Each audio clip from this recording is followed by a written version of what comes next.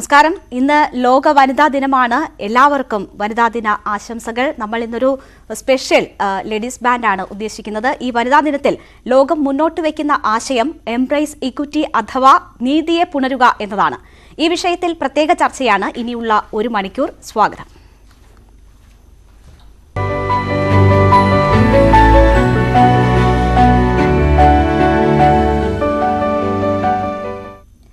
നമുക്കൊപ്പം ഈ പ്രത്യേക ചർച്ചയിൽ പങ്കെടുക്കാൻ അതിഥികൾ എത്തിയിട്ടുണ്ട്. Doctor Niyathi R Krishna, Rajiv Gandhi national ഇൻസ്റ്റിറ്റ്യൂട്ടിൽ അസിസ്റ്റന്റ് പ്രൊഫസറാണ് നിയതി. Sandhya Manoj, classical dancer. Doctor Elsy Oommen, psychiatrist. Priya Vijesh, dance therapist എന്നിവരാണ് നമുക്കൊപ്പം അതിഥികളായി ചേരുന്നത്. എല്ലാവർക്കും സ്വാഗതം. ആദ്യം ഞാൻ ഡോക്ടർ നിയതി ആർ കൃഷ്ണയിലേക്ക് പോവുകയാണ്.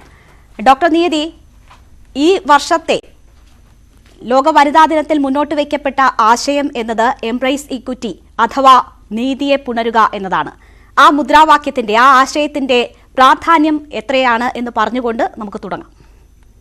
തീർച്ചയായിട്ടും നമ്മൾ ഇക്വിറ്റി എന്ന് പറയുന്ന വാക്കിനെ കുറിച്ച് പറയുമ്പോൾ നമുക്ക് നീതി എന്ന് അതിനെ ട്രാൻസ്ലേറ്റ് ചെയ്യാമെങ്കിൽ പോലും നീതി എന്ന് പറയുന്നത് ജസ്റ്റിസ് ആണ്.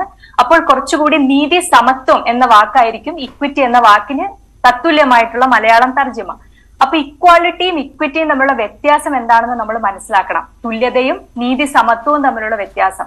തുല്യത എന്ന് പറയുന്നത് നമ്മള് ലിംഗസമത്വത്തിന്റെ കാര്യത്തിൽ മാത്രമല്ല, എല്ലാ വ്യക്തികളുടെയും തുല്യത നമ്മുടെ കോൺസ്റ്റിറ്റ്യൂഷൻ, നമ്മുടെ ഭരണഘടന നമുക്ക് ഉറപ്പു നൽകുന്നുണ്ട്.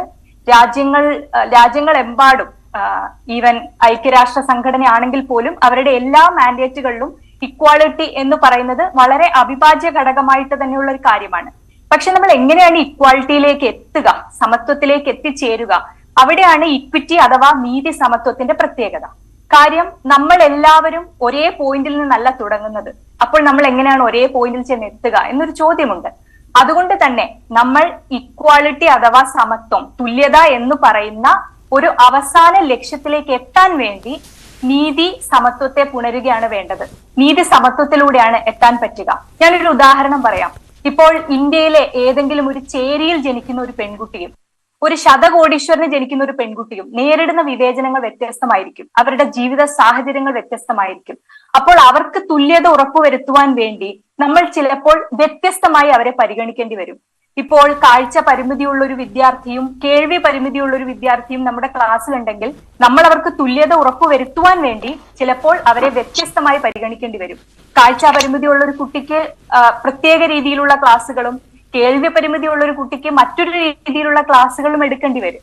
അപ്പോൾ പ്രത്യേകമായി പറയാനുള്ളത് നീതി സമത്വത്തിലൂടെ മാത്രമേ നമുക്ക് തുല്യതയിലേക്ക് എത്തിച്ചേരാൻ പറ്റൂ എന്നുള്ളതാണ്. അതുകൊണ്ട് തന്നെ എംബ്രേസിംഗ് ഇക്വിറ്റി എന്ന് പറയുന്ന ഒരു ആഹ്വാനം, മുദ്രാവാക്യം, അതിന് വളരെയധികം പ്രത്യേകതയുണ്ട്. കാരണം അത് ലിംഗസമത്വത്തിൽ ഊന്നുന്നതും അതേസമയം തന്നെ എല്ലാ വ്യക്തികളുടെ അനുഭവങ്ങൾ, നമ്മുടെ ബഹുസ്വരതകൾ ബഹുമാനിക്കപ്പെടേണ്ടതാണെന്നും എല്ലാവരും വ്യത്യസ്തരാണെന്നും കൂടെ തിരിച്ചറിയുന്ന ഒരു കാര്യമാണ് ഇക്വിറ്റി എന്ന് പറയുന്നത്. തീർച്ചയായും. സന്ധ്യ മനോജ് നമുക്കൊപ്പം